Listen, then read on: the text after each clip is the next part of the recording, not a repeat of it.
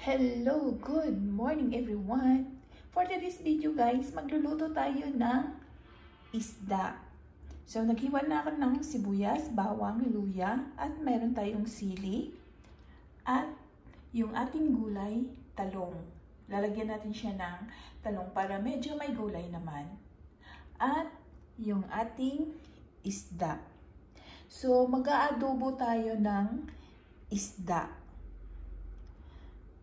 So, let's start cooking na guys. Ito yung ating menu today.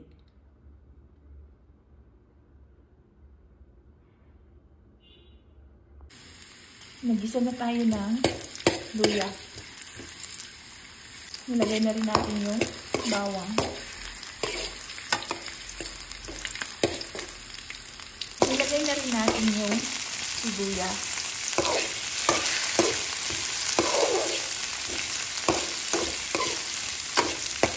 Nilagay na rin natin yung sili.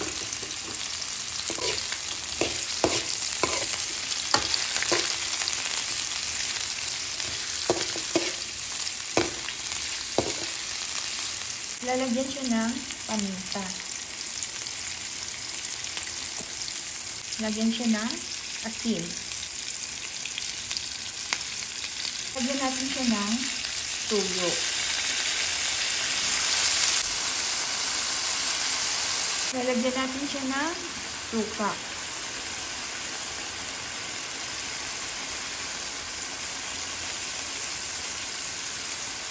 Lalagyan natin siya ng magic sarap. So, ilalagay na natin yung isda.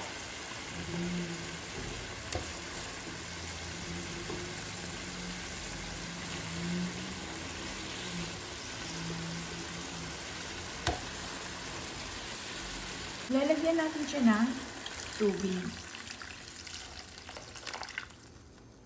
Yan natin siyang kumulo.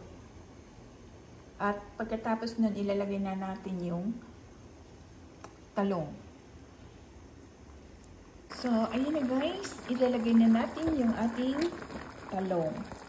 Para medyo naman may gulay yung ating adobong isda. So, medyo malalaki yung hiwa ng talong dahil yung talong dito malalaki. So, hayaan na natin siya maluto. So, ayan na guys yung ating adobong isda. So, malapit na siyang maluto. Masarap guys. Mapaparami ka ng kanin nito.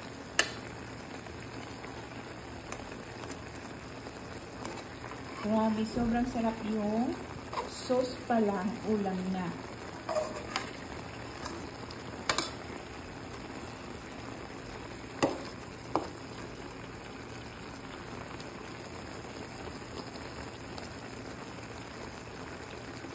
So, ito na guys, luto na yung ating adobong isda. So, itong ulam na to guys, sabaw pa lang, ulam na. So, mapaparami ka ng kanin. So, kain na tayo guys. Thank you for watching. Ito yung ating ulam today. Adobong isda. Super sarap siya guys. Mapaparami ka talaga ng kanin.